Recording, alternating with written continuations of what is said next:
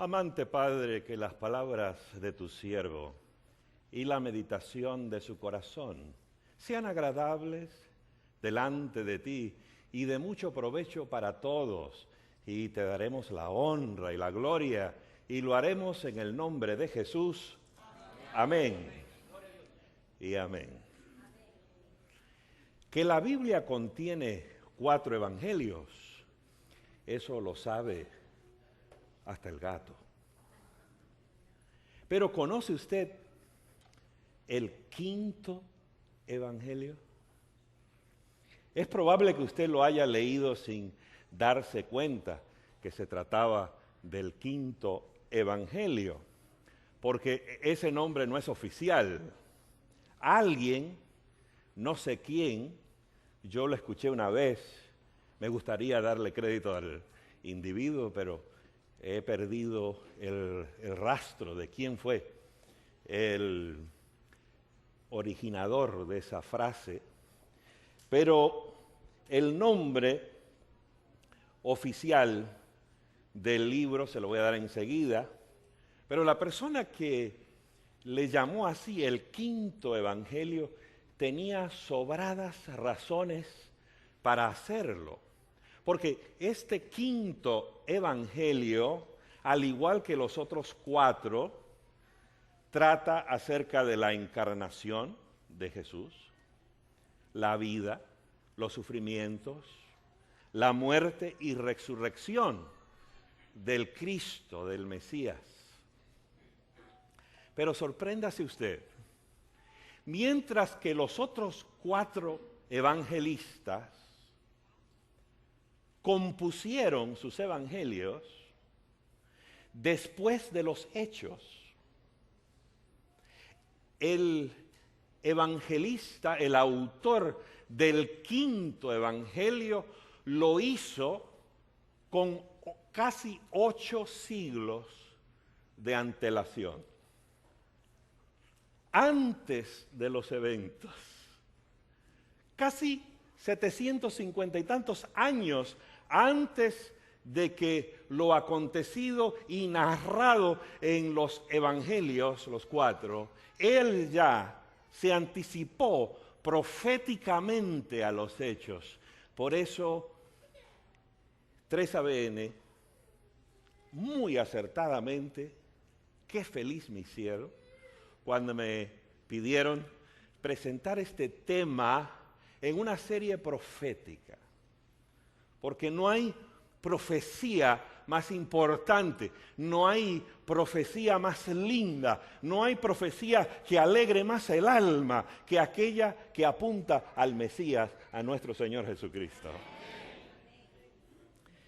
Si un reportero de CNN pudiera viajar por el tiempo y regresar a los sucesos en torno a la cruz del Calvario, para tomar nota de los detalles y para regresar a nuestros días, para entregar un informe y un análisis de los hechos, difícilmente podría superar lo que dice nuestro autor del 5º evangelio. ¿Que cuál es el 5º evangelio? Bueno, su nombre oficial es otro. Es el libro de Isaías el profeta. En especial, ese capítulo de capítulos, un capítulo tan maravilloso que debiéramos de cometer a la memoria. Isaías 53. ¿Sabían ustedes que el profeta Isaías, el libro que lleva su nombre, es el más citado por los escritores del Nuevo Testamento?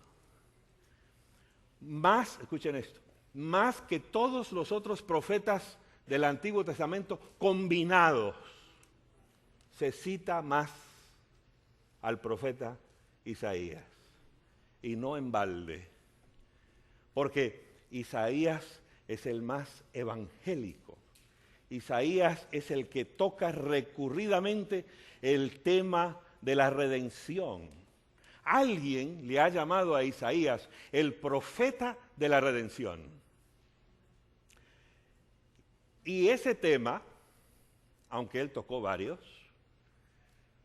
él se dirigió, como todos los profetas, a los eventos de su época, a lo que acontecía con su pueblo de aquella época, la invasión de Israel por los asirios, el cautiverio que sucedió a ese evento y la convulsión, tanto física como emocional como espiritual, como consecuencia de ese cautiverio,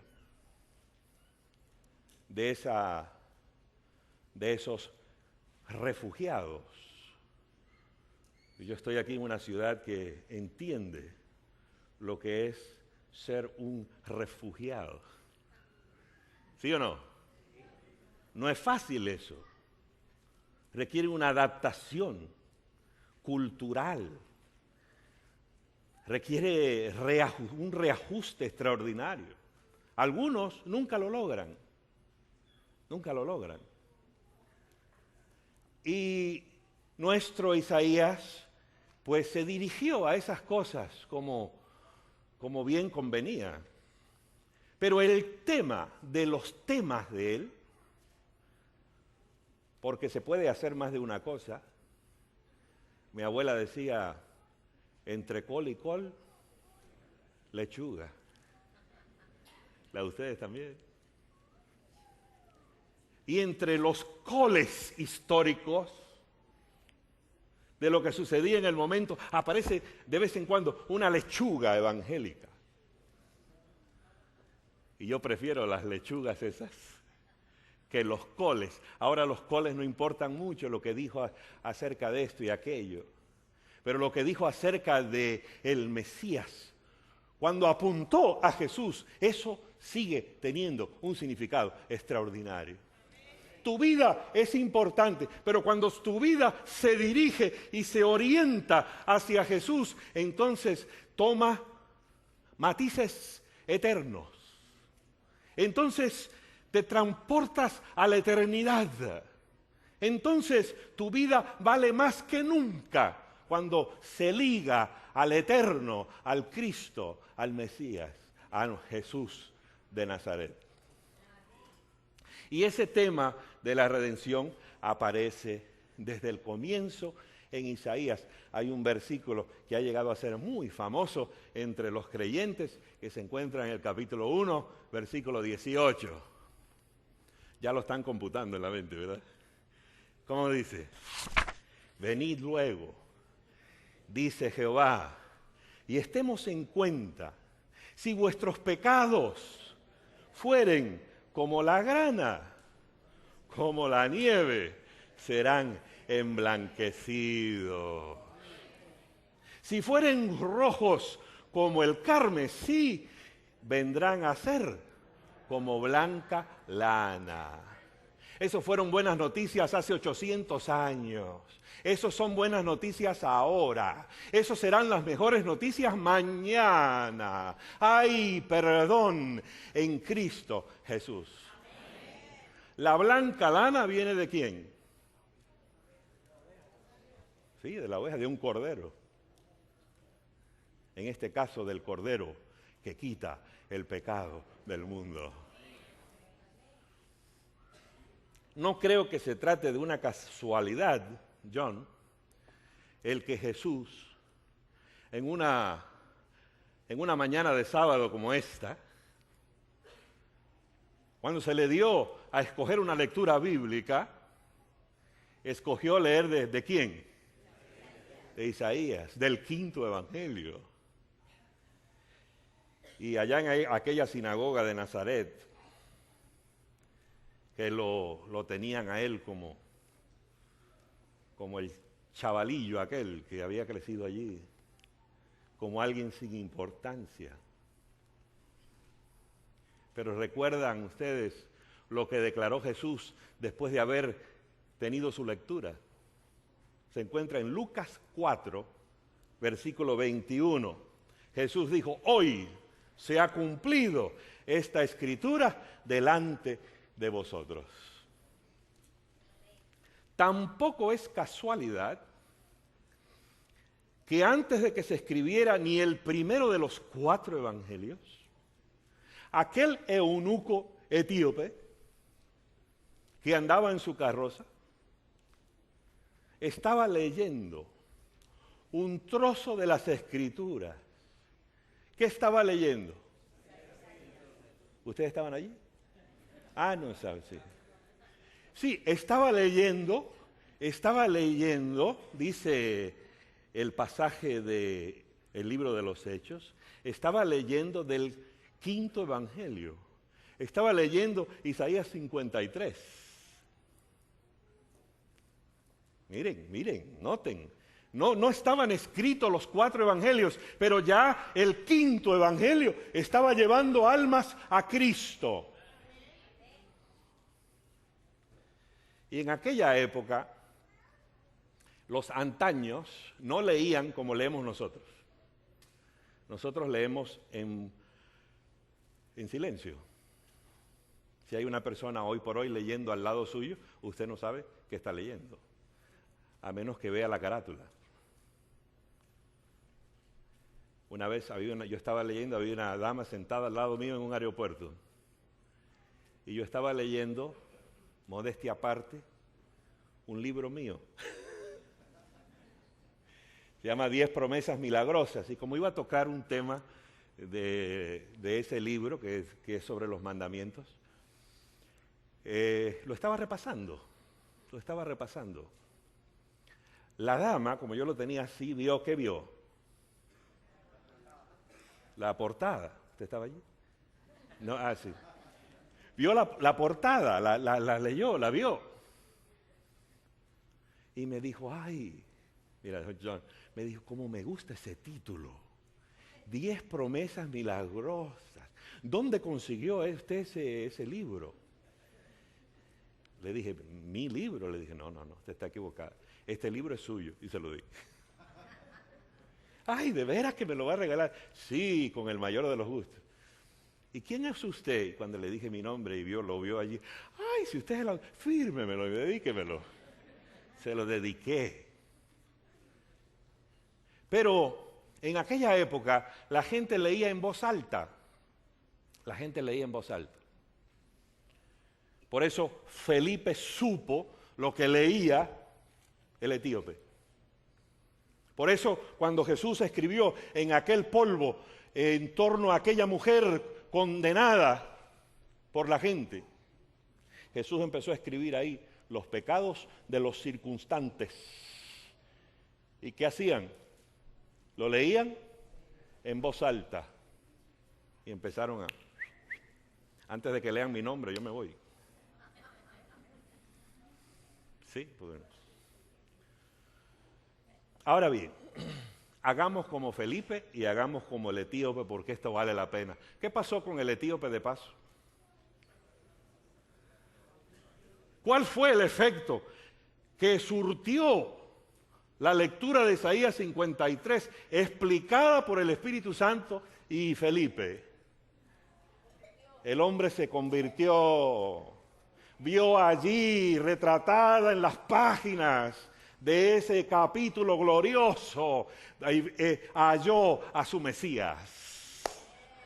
Yo quisiera que en los minutos que quedan en esta mañana, algún televidente, alguien acá, se encuentre con su Mesías. Vamos a empezar a estudiar. Lo primero que debemos notar de Isaías 53 es que Isaías 53 no empieza en Isaías 53. Recuerden ustedes que los capítulos y los versículos fueron añadidos ¿cuándo? Muchos años después, para ayudar a la retentiva y para que se puedan citar los versículos. Pero Isaías no tuvo que ver nada con eso de los capítulos y los versículos. Así que si usted tiene una Biblia que es un poquito más que les suple algunos poquitos de estos detalles. Usted va a notar que en Isaías 52, versículo 13, empieza este pasaje. Un pasaje que algunas Biblias lo identifican como el sufrimiento o los sufrimientos del siervo de Jehová. ¿Cuántos tienen una Biblia que lo indique? Sí. Así que empieza en 52, 13, dice aquí, he aquí mi siervo, será prosperado, será engrandecido y exaltado, será puesto muy en alto. Pero eso también tiene un significado, fue puesto en alto. Sería una cruz, pero fue puesto en alto. Como se asombraron de ti muchos, vamos a ver por qué se asombraron. De tal manera fue desfigurado de los hombres su parecer, y su hermosura más que la de los hijos de los hombres. Así asombrará él a muchas naciones, los reyes cerrarán ante él la boca, porque verán lo que nunca les fue contado, y entenderán lo que jamás habían oído. ¿Quién ha creído a nuestro anuncio? ¿Y sobre quién se ha manifestado el brazo de Jehová?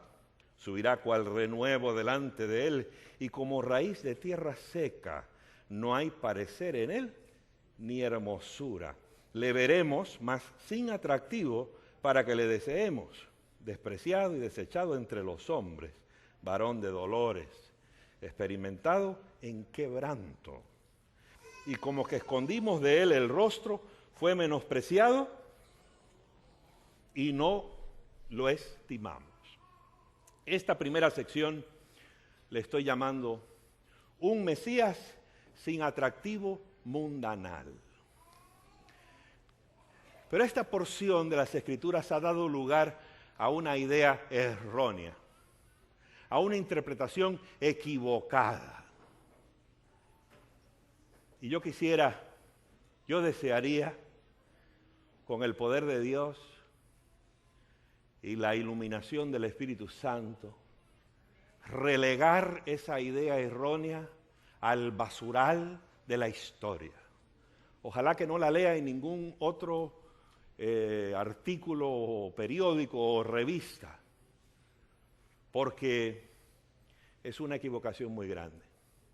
La idea es que ese pasaje que leímos indica que Jesús no era atractivo, digámoslo por lo claro, que era feo. Yo te voy a mostrar con fuentes autorizadas que tu Jesús y mi Jesús era hermoso en todos los sentidos. Jesús era hermoso físicamente y Jesús era hermoso espiritualmente. Y te lo voy a mostrar. Primeramente, volviendo al versículo, la primera parte que leímos en 52, 13 al 15, quiero mostrarte en el versículo 14, que dice que de tal manera fue desfigurado. ¿Qué pasó con Jesús? Fue desfigurado. Es decir, tenía una figura y fue desfigurado. Acuérdate que este pasaje se titula Los sufrimientos del siervo de Jehová. Yo le diría más bien los sufrimientos del Mesías. Cuando tú sufres, tu rostro cambia, ¿sí o no? Mientras más horrorosa la experiencia de tu sufrimiento, más se demacra tu rostro. ¿Se entiende eso? Jesús fue desfigurado, perdió su hermosura en los sufrimientos, en los dolores, en los horrores del Getsemaní y la cruz. Además, en el capítulo 53, los otros versículos que leímos recién, dice que no hay parecer en él ni hermosura, le veremos, mas sin atractivo para que le deseemos. Eso tiene otro significado, los dos son correctos. Significa que el Mesías sufriente no tenía atractivo para la gente que quería otro tipo de Mesías. Ellos querían un Mesías napoleónico. Ellos querían un Mesías que llegara y derrocara el yugo romano. Ellos querían un Mesías triunfante. Ellos querían un Mesías militarista. Ellos querían un Mesías que le devolviera a Israel la gloria que tuvo en la época davídica y salomónica, y más aún allá. Porque los creyentes de aquella época confundían la primera venida de Cristo con la segunda. La juntaban en una mezcolanza. Aquí conviene el consejo de mi abuela. Decía, juntos pero no. La de ustedes también. Juntos pero no revueltos. Lo que dice la Biblia sobre la primera venida de Cristo es una cosa. Lo que dice la Biblia sobre la segunda venida de Cristo es otra cosa muy diferente. Y este pasaje, el quinto evangelio, trata acerca principalmente, aunque hay unos versículos al final que veremos, que se remontan a la eternidad, pero principalmente trata sobre lo acontecido con Cristo en su primera venida. Pero como esto es tan importante, yo no lo quiero dejar a mi opinión, John. Yo quiero citar gente más sabia que yo. ¿Sí me permiten? No desayunaron, parecen. ¿Sí? ¿Qué les parece si cito el deseado de todas las gentes? No se ofende nadie. Para mí es la biografía fuera de los 5 evangelios. Es la biografía más maravillosa que hay de Jesús, ¿no creen ustedes? En la página 34 del deseado de todas las gentes dice, su organismo físico, hablando de Jesús, no era afeado por defecto alguno. No había nada en el rostro de Jesús que usted diría, la nariz es muy larga, muy corta, los labios son muy finitos, la quijada es muy larga o está un poquito virada para allá, no sé. No había defecto en él que alguno. Era un ejemplo de lo que quería Dios que fuese la humanidad. Era sano y fuerte. En la página 219 del mismo libro, Deseado de todas las gentes, ella dice que habían 3 cosas que atraían a la gente a Jesús. ¿Cuántas cosas? 3. No se me duerme. ¿Cuántas cosas? 3. Ok. Primera, sorpréndase usted. Yo no, pero sorpréndase usted si cree lo contrario. La hermosura de su rostro. Ay, qué pocos amenes. La hermosura de su rostro. ¿Cómo era el rostro de Jesús? No diga lo contrario, por favor. La hermosura de su rostro. Segundo, la amabilidad de su carácter. Tercero, sobre todo el amor expresado en su mirada y su tono. Atraían a él a todos aquellos que no estaban endurecidos por la incredulidad. Yo estoy recalcando este punto simplemente porque estoy cansado de escuchar y de leer que mi Jesús era feo. Jesús no es feo. La hermosura de su rostro era una de las cosas que atraían a la gente a él. No lo digo yo, lo dice el deseado de todas las gentes. Y en un manuscrito, el 33 del año 1911, después de citar los versículos que acabo de leer en Isaías 53, 1 al 3, dice ella, estas palabras no significan que Cristo era en persona inatractivo. Y después dice que en los ojos de los judíos, Cristo no tenía belleza porque ellos esperaban un Mesías que viniera con despliegue de gloria mundanal. ¿Está claro? Muy bien. Y su parecer fue desfigurado. Scofield, que se remite al hebreo para dar la explicación de Isaías 52:14. Dice, el significado literal de Isaías 52:14 es espantoso. Su aspecto fue tan desfigurado en su forma humana que su apariencia no era ya la de un hijo del hombre. Es decir, que no tenía ya forma humana como resultado del trato brutal al que fue sometido en la cruz y anterior a eso. Muy bien. El próximo pasaje, Isaías 53, 4 al 10, le llamo la llaga divina del Cristo. Déjenme decirles algo. Y yo he dedicado mi vida a estudiar la cruz del Calvario.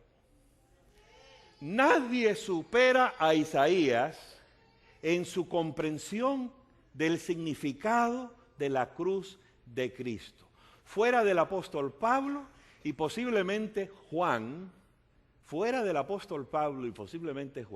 nadie supera, nadie tiene una visión más incisiva, un análisis más acertado y completo que lo que presenta y entrega a Isaías en este pasaje que hemos escogido llamarle el quinto evangelio. Nos da el verdadero significado de la cruz.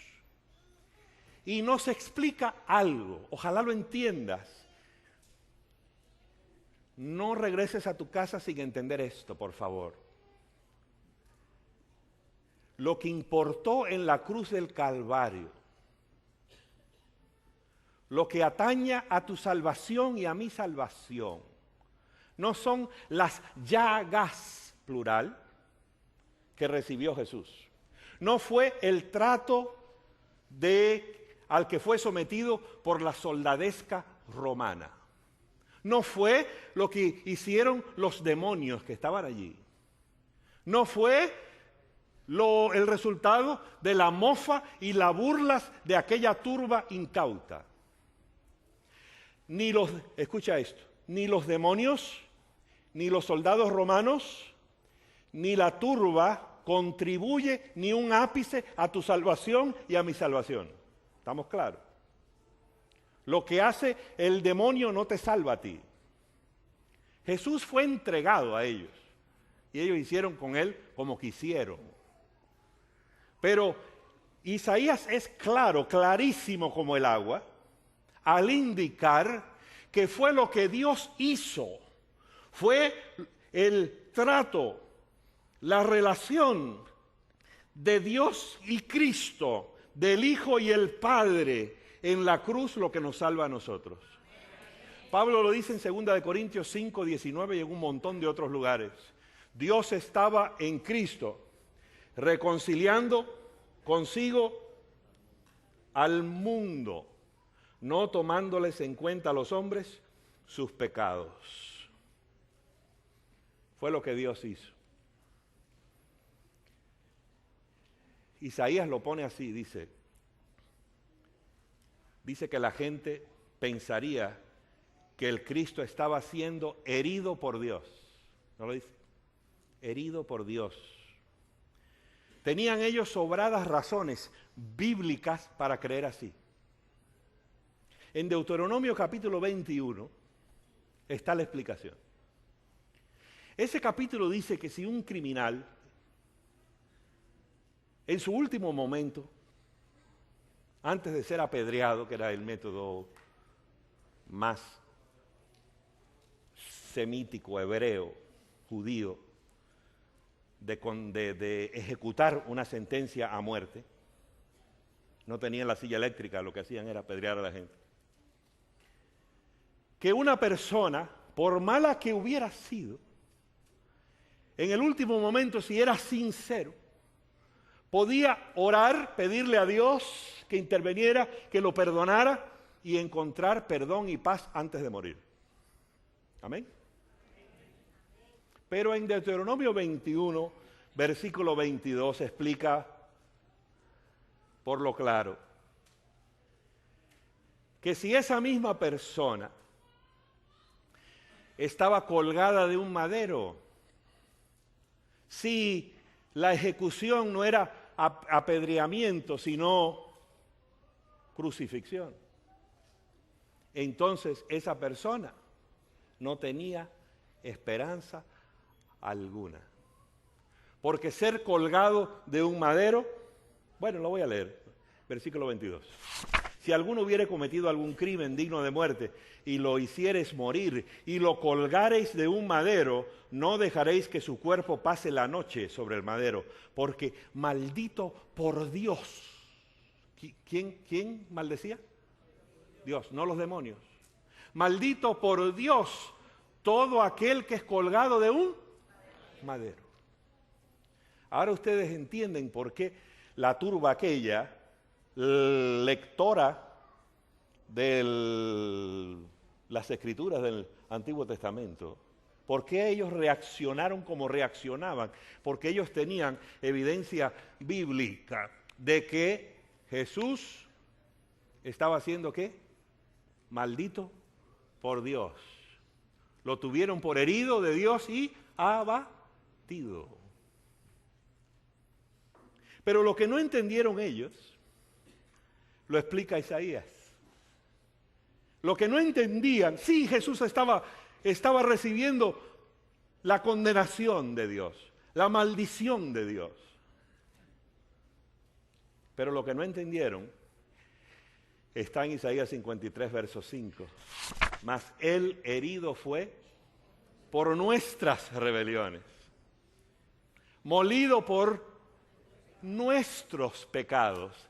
El castigo de nuestra paz fue sobre él. Y por su llaga, singular, la llaga divina, por su llaga, no las llagas. Ahí se equivoca la película de Gibson, donde da la impresión que todo ese maltrato fue lo que nos salvó a nosotros. No.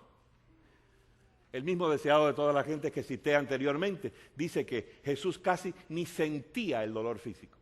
Porque el dolor de la llaga fue tan grande, el dolor de pasar por aquel desamparo divino, el dolor de verse por primera vez en su sagrada y eternal historia, separado y desamparado por su Padre. Amigo, amiga que me escuchas por televisión y tú aquí, yo te puedo decir con una certeza extraordinaria que tú nunca, escúchame bien querido, querida, tú nunca vas a ser desamparado por Dios. Tú nunca, te puedes sentir, a veces nos sentimos desamparados, porque no sentimos a Dios. En tu noche negra, en tu noche oscura, no sientes a Dios, pero es un sentimiento, te lo aseguro, es un sentimiento nada más. Cuando Jesús dijo, Dios mío, ¿por qué me has desamparado? No era un sentimiento, era una horrorosa e infernal realidad. Porque el Padre tuvo que tratarlo como el peor de los pecadores. Por eso dice que con todo eso Jehová cargó en él, versículo 6, el pecado de todos nosotros. Aunque dice en el versículo 9 que nunca hizo él maldad, ni hubo engaño en su boca. Él era el inocente de los inocentes. Nunca hubo engaño en su boca y fue tratado como el peor de los criminales. Pero eso significa, querido, querida, lo repito, lo reitero, la repetición es la madre de la enseñanza. Te lo digo de nuevo para que te entre.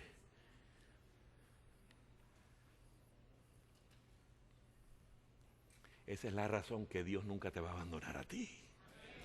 Esa es la razón que Cristo te puede decir, se lo dijo a los discípulos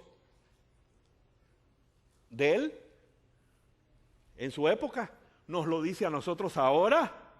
Yo estaré con vosotros todos los días hasta el fin del mundo. Nunca te va a faltar a Cristo. Te puede faltar algo, pero nunca te va a faltar a Cristo. Y Jehová es tu pastor, nada te falta, querido. Tengo que avanzar. La tercera parte de este pasaje yo le llamo salvación o salud integral. Integral, John, porque es espiritual y física y emocional. Dice, versículo 4, ciertamente llevó él nuestras, ¿qué? Enfermedades. Sufrió nuestros dolores. El castigo de nuestra paz, versículo 5, fue sobre él y por su llaga fuimos nosotros curados. La palabra en el original es shalomenu. Viene de shalom. Shalom significa ¿qué? Nosotros en español tenemos una ventaja muy grande sobre los anglos. En muchos sentidos, pero en este en particular. Porque nosotros podemos entender esto. Porque ellos cuando se saludan, no usan el término salud. Porque en nuestra tierra original, la España, de donde era mi abuela, esa España, allá había muchos judíos y muchos moros. ¿Sí o no?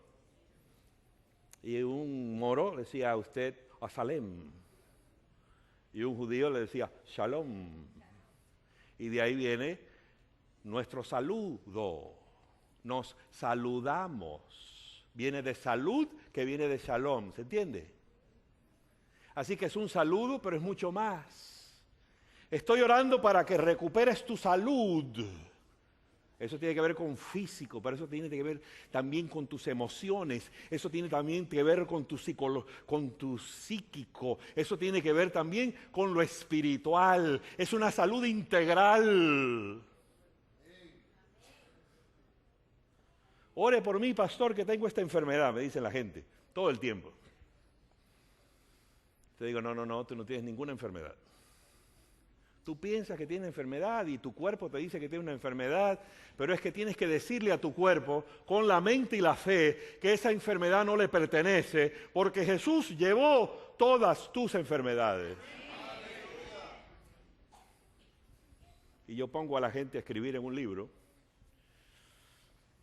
gracias Dios mío, usted está enfermo, le voy a dar la receta. Agarre un libro con renglones así, esas con las rayitas, ¿no? En blanco, y llénelo, porque tenemos una mente muy terca, y usted tiene que dejar que la palabra entre.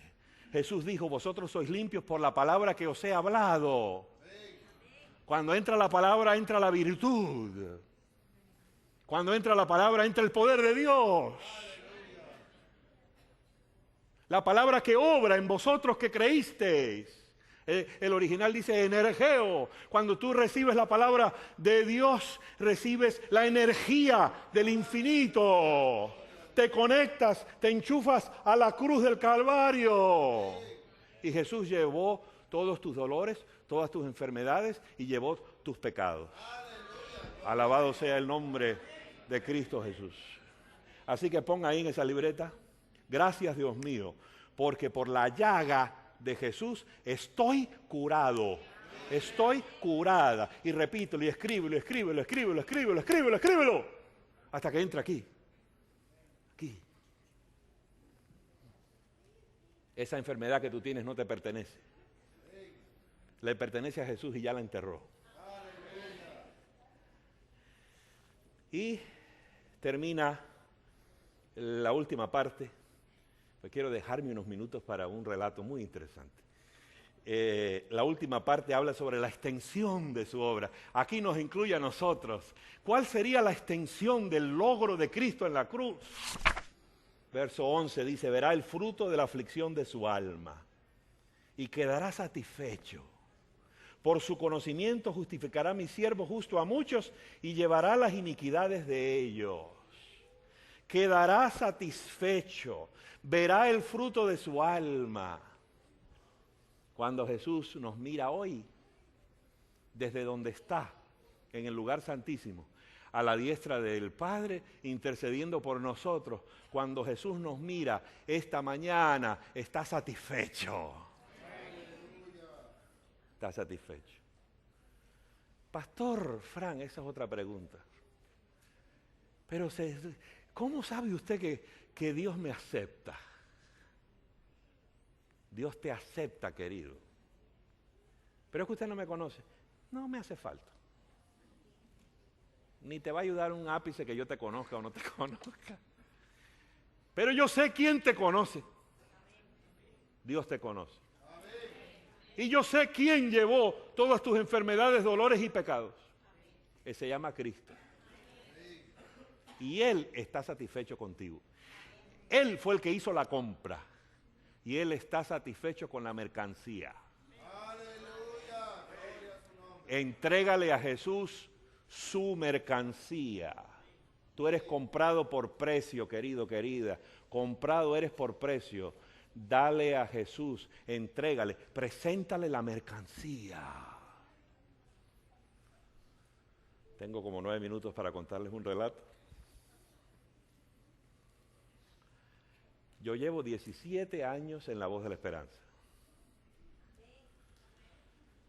Gracias por los amenes, gracias. No son 2 o 3 días, no son 2 o 3 días. Pero yo recuerdo, quizás con cierto interés especial, mi primerísima campaña.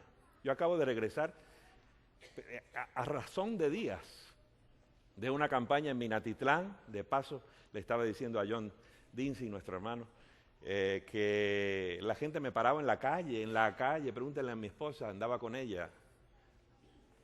Estaba haciendo ejercicio, no me había afeitado, tenía gafas oscuras.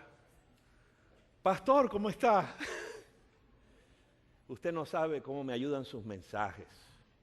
Un joven me dijo lo mismo en un restaurante y se emocionó, casi llora, y me dijo, usted no sabe cómo me ha ayudado sus mensajes.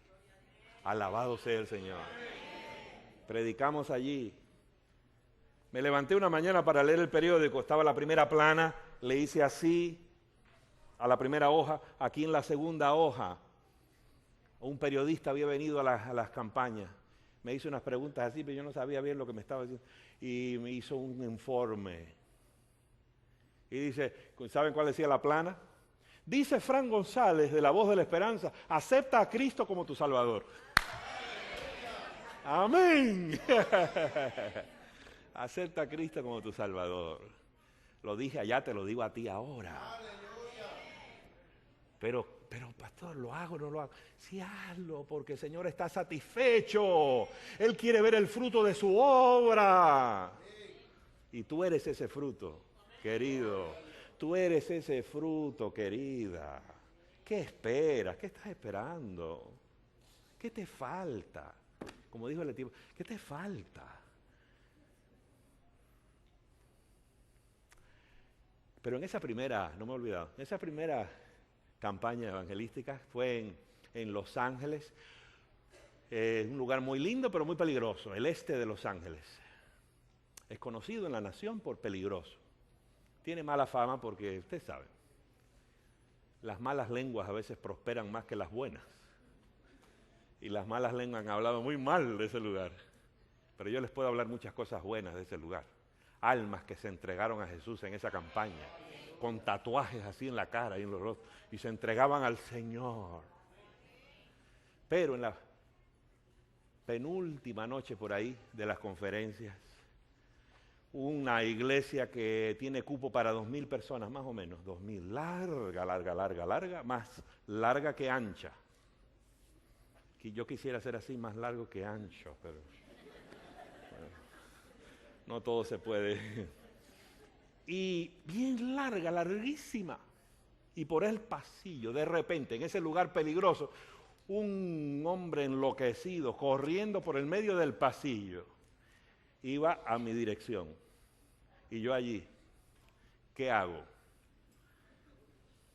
Me acordé de lo que leí de Octavio Paz, el laureado escritor y poeta mexicano. Dice, lo único que un hombre no puede hacer es rajarse, dice. una expresión mexicana. No puede rajarse. Y dije, bueno, yo no puedo dar el ejemplo aquí de irme y salir corriendo. Me quedé ahí, empecé a orar. Señor, ha sido maravilloso servirte todos estos años. Mi tiempo en la Voz de la Esperanza aparentemente va a ser muy corto. Mi esposa, cuídala. Si el recuerdo de mí no es suficiente, dale un buen esposo. No es mi preferencia, pero... Y mientras tanto el loco corriendo. ¿Piensa usted que algún diácono se interpuso en su camino para ayudar al pastor? No, para nada. Para recoger la ofrenda, ahí están. Salen como hormigas por todas partes. Pero ayudar a salvarle la vida al pastor, no. Todo el mundo un Pilato. Y yo dije, aquí bueno. Saltó nuestro loco a la plataforma de un salto. ¡Pum! Y entonces lo vi, chaparrito. Yo tomé boxeo y judo en Cuba. Yo dije, bueno, con este me defiendo yo. Porque es bajito y yo soy peso completo. Y dije, yo me defiendo con este. Pero lo miré así a ver si traía algo, un arma, Además estaba así sin nada, estaba con una camisita, no se le veía nada, no tenía bultos, no tenía nada. Pero me dijo algo que hubiera sido mejor que me hubiera tirado un tiro. Me dijo, pastor, deme el púlpito, yo quiero dar mi testimonio. ¿Testimonio? Testidemonio será. Testimonio. Has venido aquí como un loco y quieres que yo te ceda el púlpito. Lo pensé, no lo dije, porque los pastores pensamos las cosas, no las podemos decir, nos mordemos la lengua. Mordí la lengua. Si yo les mostrara mi lengua, está llena de callos, de habérmela mordido muchas veces. Y entonces me dijo, pastor, usted no se acuerda de mí, ¿verdad? No, querido, la verdad, que con esa presentación tuya me desconcertaste, no, ahora mismo no. Mi computadora no funciona, no te ubico, querido, no. Pero yo no le decía nada. Y entonces, pastor, de veras que usted no me doy cuenta que usted no me conoce. Yo soy aquel hombre que vino a usted, que la dama me trajo, a que estaba jorobado. Entonces me acordé. Una dama me había traído la primera noche. Yo estaba sentado en la primera banca, ella me había traído a ese caballero. Me lo había traído así. Yo decía, ¿por qué esa dama no sienta al hombre atrás? Lo hace. Él andaba así. Tenía una joroba así, andaba así. Lento como tortuga. Pasos con morbosidad. Y por fin lo trajo, lo puso delante de mí y me dijo, pastor Frank, dígale algo. Dígale algo, pensé yo. ¿Qué le voy a decir a este pobre? Y aún si se lo digo, ¿qué poder tienen mis palabras? Pensé yo, ¿no? Pero estaba pensando. Y el silencio se hizo incómodo para la dama, y la dama me dijo, en un tono más subido, pastor Frank, dígale algo. Y yo pensé en mis adentros, querida, hay dos mujeres que me pueden hablar en ese tono. Mi madre y mi esposa, y tú no eres ninguna de las dos. Pero no se lo dije, me mordí la lengua otra vez. Y entonces yo empecé a pensar, Señor, si tú le dices algo, ¿qué diferencia? Entonces era yo diciéndole al Señor, Dios mío, dile algo. Y el Señor me puso una frase en el cerebro enseguida. Cuando tú le pides ayuda a Dios, Él te la da. Y me dio una palabra, yo sabía que era palabra de Dios. Dijo, y le dije al hombre, mira, tengo una palabra de Dios para ti, la misma que te digo a ti. Busca primeramente el reino de Dios y su justicia, y las demás cosas os serán añadidas. Y el hombre se fue a su asiento, y yo lo vi todas las noches leyendo la palabra de Dios, y después estaba ahí conmigo al lado. Y le dije, adelante, querido, da tu testimonio. Y dije, mire, ustedes me vieron, porque había venido aquella noche con costras también por todo su cuerpo, además de estar jorobado. Miren ahora, ustedes me vieron, miren cómo estoy ahora, miren cómo estoy. Porque por la llaga de Jesús fuimos curados. Entrégate a Jesús, querido, y yo te diré en su nombre, Dios te bendiga y te guarde. Haga resplandecer Dios su rostro sobre ti y tenga de ti misericordia. Dios alce a ti su rostro y ponga en ti shalom, salud, paz.